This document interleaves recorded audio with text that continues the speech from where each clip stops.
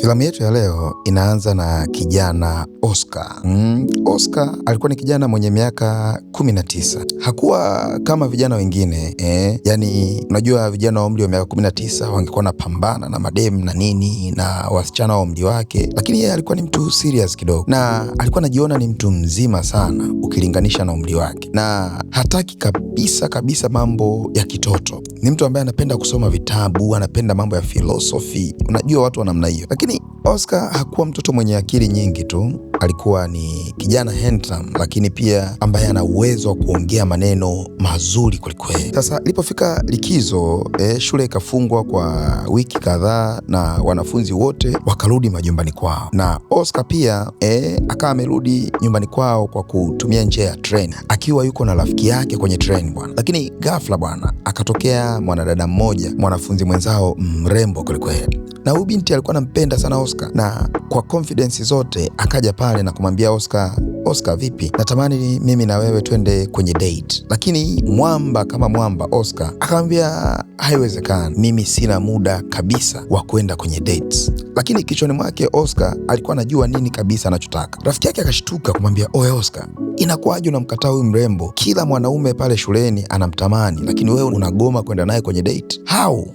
Inakuwaje yani unakuwa mtu wa namna hiyo? Oscar na mshikaji wake wakaingia hadi kwenye taxi, wakiwa wanazungumza hayo mazungumzo, wanabishana kwelikweli. Na Oscar akamwambia, wewe sikiliza, mimi nina mwanamke mwingine ninayempenda, na nikwambia ukweli tu ni kwamba sivutiwi na wanawake wa umri wake huyu binti. Akamwambia rafiki yake kwamba mimi na prefer wanawake ambao umri umeenda kidogo, ambao wana akili, wana uwezo wa kufikiria na uwezo wa kufanya reasoning, lakini zaidi ya yote wanaojitegemea. Na akamwambia kwamba tayari ninaye mwanamke mwingine, mtu mzima mwenye akili zake, ninampenda sana huyo mwanamke, na muda si mrefu ninakwenda kumwambia ukweli na anakuwa mwanamke wangu. Sasa muda mfupi baadaye wakawa wameshuka kwenye taxi ile. Baada ya kushuka kwenye train, walichukua taxi wakawa wameshuka na yenyewe, na walipofika nyumbani kwao, baba yake na Oscar alikuwa na furaha sana, na akawa ameandaa party kubwa pale kwa ajili ya mwanaye Oscar. Lakini hapa tunakuja kugundua kwamba mama yake na Oscar alifariki miaka kadhaa iliyopita, na baada ya kifo chake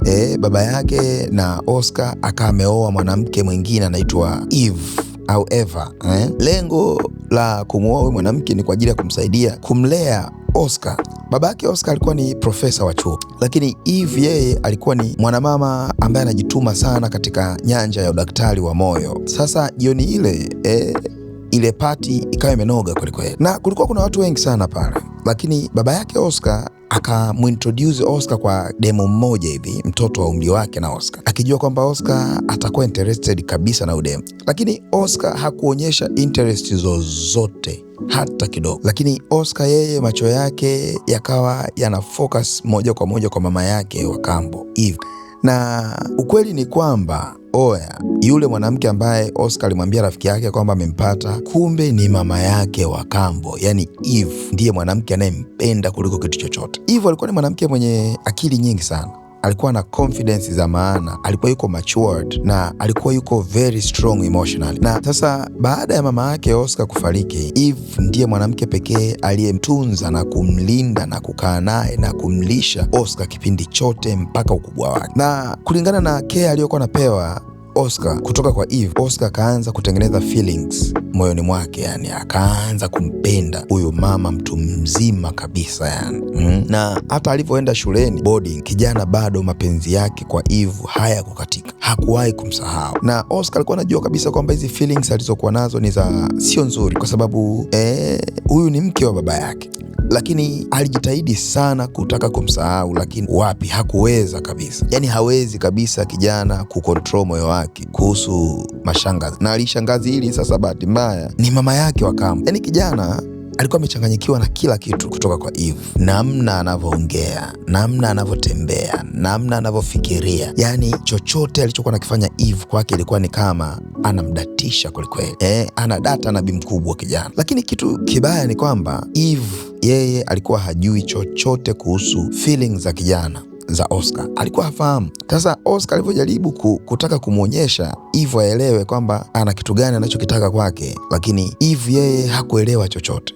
Kijana akawa anaongea maneno fulani hivi kuntu, lakini Eve yeye completely akawa misunderstand na kujua kwamba kijana wake anaongea vitu tu vya kawaida, na hakuona kabisa kwamba kuna kitu cha tofauti kutoka kwa kijana wake. Sasa wakiwa kwenye party hiyo, Oscar pia akaonana na Diane ambaye alikuwa ni rafiki yake wa karibu sana wa Eve.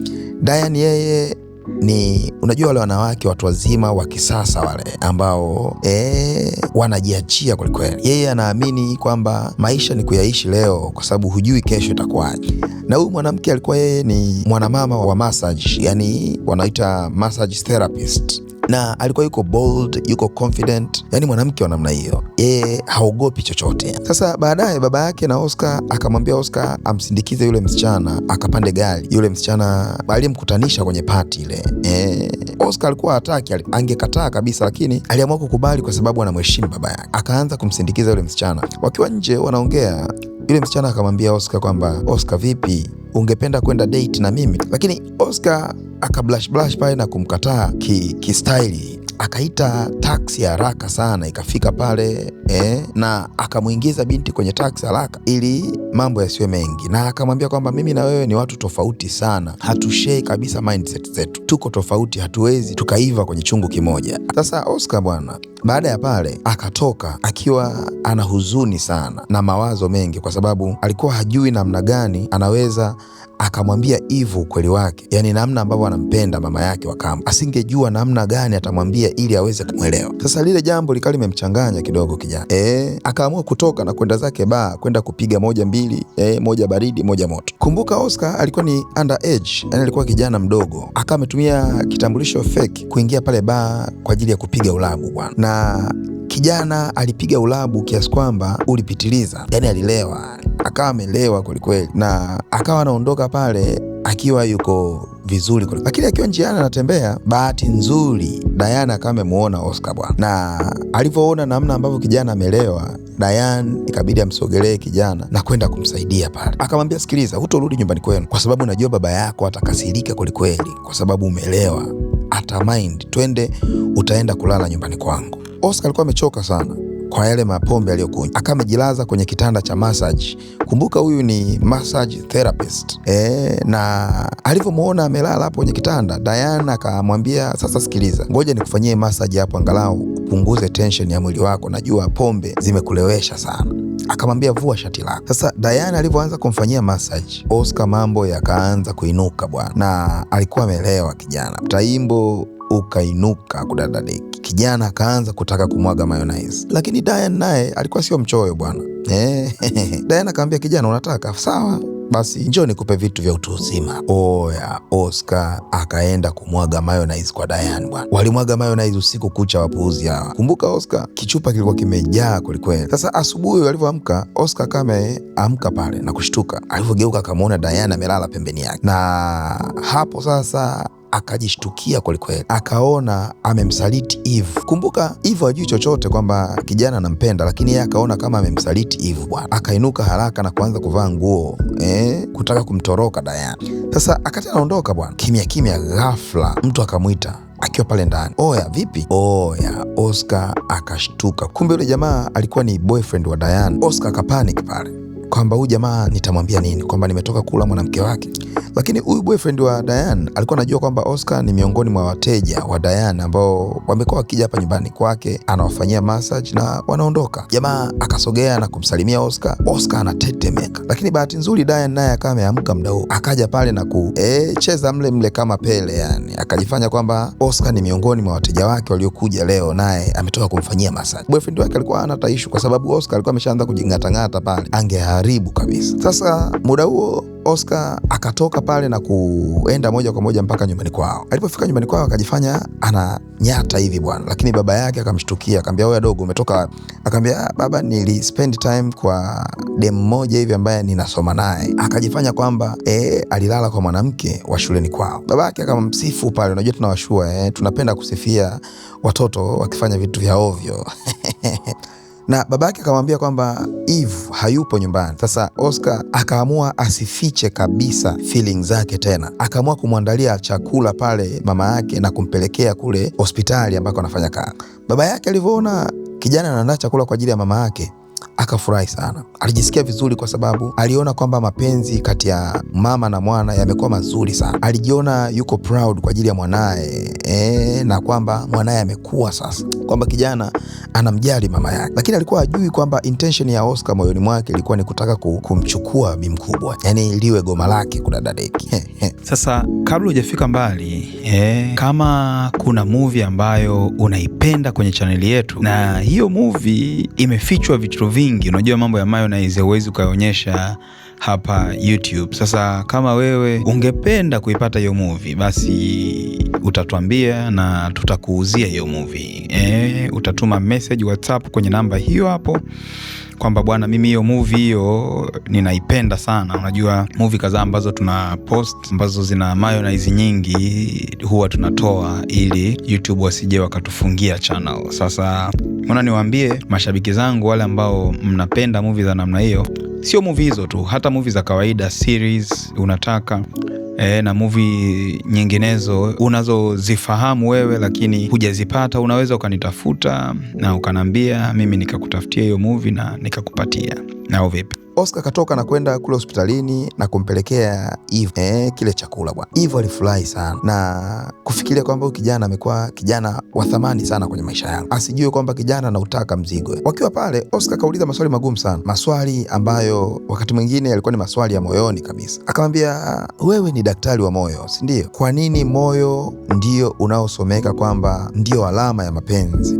Lakini Eve akawa anamjibu akijua mwanaye anauliza haya maswali kwa upendo wa mama, unajua, lakini kumbe kijana anauliza maswali magumu akiwa na maana zake bwana. Lakini muda huo ghafla bwana, Diane akapiga simu na akamwambia kwamba anataka waende dina pamoja, na Eve akamwambia Oscar kwamba yeye, baba yake pamoja na Diane watakuwa wanaenda kwa ajili ya dina usiku ule bwana. Oscar akashtuka sana, akajua kabisa kwamba Diane anataka kuwaambia kile kilichotokea usiku uliopita, yani yeye alivyopakua mzigo wa Diane. Sasa jamaa alivyoona vile, akatoka pale hospitali kwa mama yake na kukimbia moja kwa moja nyumbani kwa Diane. Akaenda ili amwambie Diane, tafadhali usije ukaharibu, lakini hakumkuta. Akamkuta boyfriend wake pale, na alivyomuuliza kwamba Diane ameenda wapi, akaambia kwamba ameenda kwenye mgahawa na marafiki pale kidogo. Kijana akakimbia kweli kweli kwenda kule ambako Diane yupo. Akamkuta bwana, akamkuta Diane akiwa na marafiki zake. Akajaribu kuongea na Diane private, lakini marafiki wa Diane wakagoma pale bwana.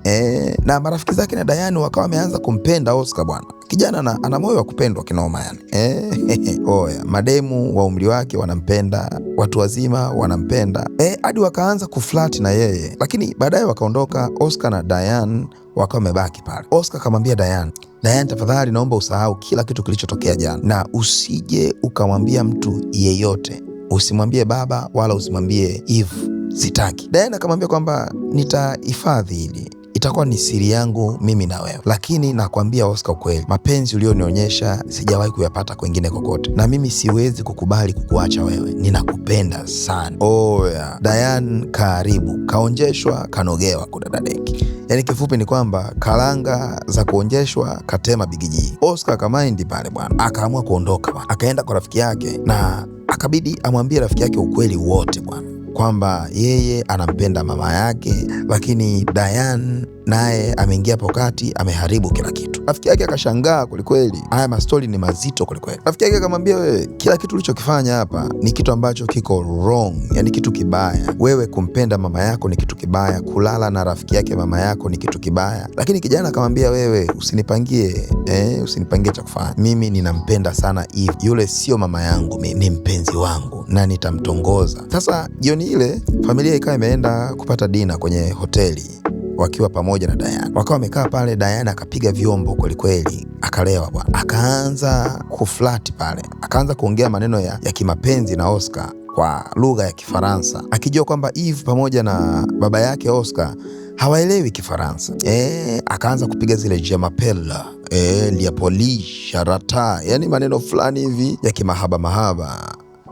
Oya, Oscar kajaribu kumkataza bonjour kwa Kifaransa. Sasa kwa wale ambao mnajua Kifaransa akijua kwamba huyu mwanamke ataongea kila kitu, sasa ataharibu. Baadaye Diana akatoka na kusema kwamba anaenda chooni. Oscar naye akainuka kumfuata kule, akamwambia, wewe mwanamke vipi, kwa unafanya mambo ya kipuuzi mbele ya wazazi wangu, nataka kuharibu Lakini ghafla bwana, Oscar akiwa hana hili wala lile, Diana akamvuta na kuanza kumnyonya mate pale. Kumbe bwana, wakiwa wanajua wamejificha, kuna kioo kilikuwa kinaonyesha kila kitu. Baba yake akawa anaona kinachoendelea. Wao wanajiona wamejificha, kumbe kwenye kioo wanaonekana kudadade. Waliporudi mezani, baba yake Oscar akauliza, nye, kuna kitu mnakificha Diane akaongea moja kwa moja kwamba mimi na Oscar tunapendana sana. Baba yake Oscar na Eve walishtuka kwelikweli. Akaambia, mahusiano yenu sio mazuri, ni wrong kabisa, ni hatari kwa jamii yetu, umri wenu umeenda sana. Lakini baadaye nyumbani, baba yake na Oscar akiwa yuko mezani anafanya kazi, Eve akawa anaenda pale ili amwagiwe mayonnaise. Unajua mwanaume hutakiwi kuwa busy sana ukamwacha mkewe asimwagiwe mayonnaise, lakini jamaa likamwambia niko busy sasa hivi, likamkataa mkewe bwana. Oscar akawa anaona kila kitu. Siku inayofuata Eve akaamua kumfuata shoga yake Diane na kumwambia ukweli kwamba anachokifanya sio jambo zuri,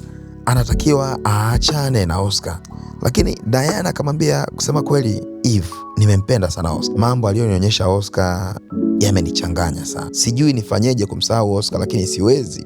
Na Oscar ni kijana mwenye umri mdogo, lakini yuko matured kwelikweli, na ninakuhakikishia mwanamke yeyote akikutana na Oscar leo wa umri wowote atajiona kama yuko na mwanaume wa umri wake. Akamwambia, hata wewe Eve, shoga yangu, ukiwa karibu na Oscar utaona kabisa Oscar ni mwanaume anayekufaa. Baadaye Oscar na Eve wakaenda kucheza tennis. Oscar akapigwa na mpira akaanguka pale. Eve akamchukua na kwenda naye nyumbani, na baadaye Eve akakaa na Oscar na kumwambia ukweli kwa nini ameamua kudate na Diane. Oscar akaamua kuongea ukweli wote, akamwambia Eve, wewe ndiye mwanamke ninayekupenda wala sio Diane, na Diane nilikutana naye kwa sababu nilikuwa nimelewa, alinichukulia advantage, alitumia ulewaji wangu akawa amenitumia vibaya, lakini nilijikuta nimezama na yeye kwa sababu nilimuona kama wewe, na kwa bahati mbaya alikuwa amevaa skafu yako. Akamwambia, mimi ninakupenda wewe hivi, ninakupenda sana, sijui kama nitaacha kukupenda. Hivyo akamwambia, kijana wangu, unachokifikiria wewe sio mapenzi, it's not love, bali ni hisia tu na confusion na attractions, yani matamanio na kuchanganyikiwa. Akamwambia, mapenzi ya kweli yanakuja na experience. Oscar akawa amemwelewa, lakini kusema kweli moyoni akiwa naumia sana. Akamsogelea bwana, wakiwa wako jikoni, akaanza kumnyonya mate. Akamnyonya mate sana kijana bwana. Hivyo hakumzuia, akamwacha kijana amalize, alafu akamwambia, usirudie tena, sitamani tumkosee baba yako. Hivyo naye kwa namna fulani hivi angemwachia kijana, lakini ilibidi amkazia kwa sababu anaogopa kwamba na yeye angezama. Lakini wakiwa kwenye treni siku ya mwisho kuondoka kijana kwenda chuo, kijana akamwomba msamaha mama yake Eve na kumwambia, mama, naomba unisamehe kwa kile kilichotokea. Wakakumbatiana pale na wakamuaga kijana, akapanda kwenye treni. Akiwa ndani ya treni akakutana na yule binti yule aliyemkatalia siku wakati wanarudi nyumbani bwana. Oscar katabasamu pale na kuonyesha kwamba yuko tayari kupopoa na kumwagia mayonnaise hii chomo. Sasa akati treni inatembea na kuanza kuondoka, Oscar akaanza kuwaza na kufikiria mambo kwa ukubwa sana. Akaona kwamba yeye bado ni kijana mdogo, mashangazi yatamuumiza na kumuharibia maisha kwa sababu yao yameshamaliza maisha yao, na akajisikia vibaya sana namna vile alichomfanyia mama yake, alivyomchuma mama yake aliyemlea miaka yake yote.